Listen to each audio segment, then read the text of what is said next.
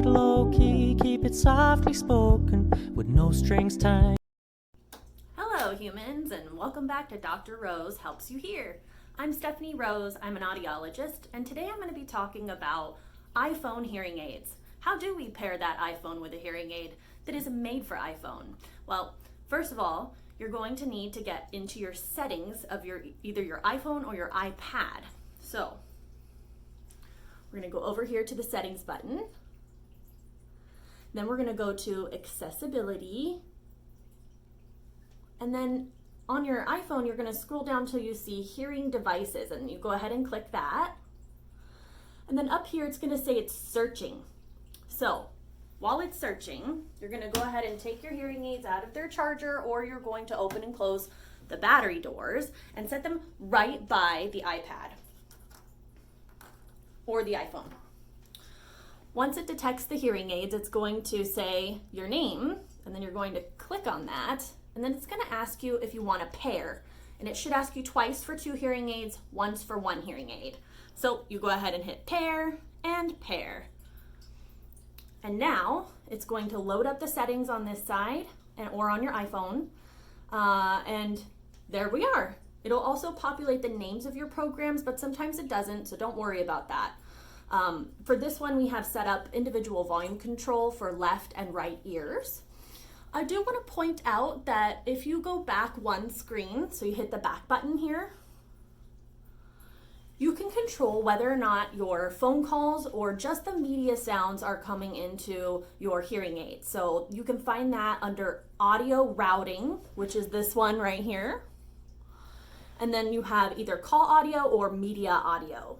So if you don't want to hear music in your hearing aids, or if you don't want the GPS coming into your hearing aids, you want to choose never hearing aids, or never hearing devices, sorry.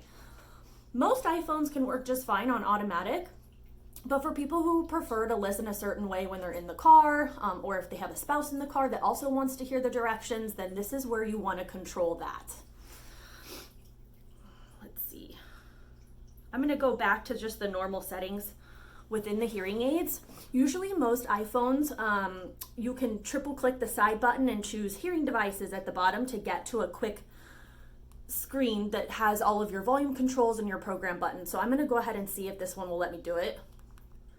So yeah, I just triple clicked and up came the little quick cheat sheet or quick access to do volume control and change your programs. Now, Apple calls them presets, but the audiologist or even your hearing aid maker's app might call them a program.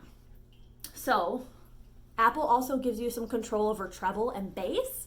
And just a quick tip, if you're in a restaurant, when we can go back to restaurants, and there's a lot of rumble, background sounds, if you turn down the bass and increase the treble, you're going to turn down the low-level background noise and increase the clarity of speech. The other thing that this shows is your battery life. I take this with a grain of salt. It's pretty accurate, but I'm not going to say it's super accurate. The way that you change your program is if you hit presets, you can change to one of the little choices that pops up on the screen. And if you happen to go into a screen, you can get back to the previous screen by just clicking outside of it. The last feature I'm going to talk about in this little cheat sheet screen is this wonderful feature called Live Listen. So Live Listen takes a couple of seconds to engage, but it will tell you it's on by saying on.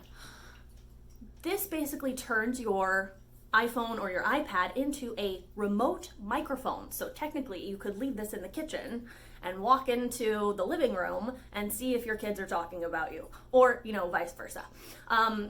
You could also leave this at the podium at church when we can go back to church or temple or whatever, and be able to hear that service right in your hearing aids up to 30 feet away. So it's pretty remarkable. You can control the volume of the Live Listen with the side buttons of the iPhone or iPad so that you can have some really good access there, but you do have to leave it with the talker. This can also be really helpful if it's a very busy, noisy environment and you just need to have some quick access for better, what we call signal to noise ratio. Okay, so that is the conclusion of the iPhone video.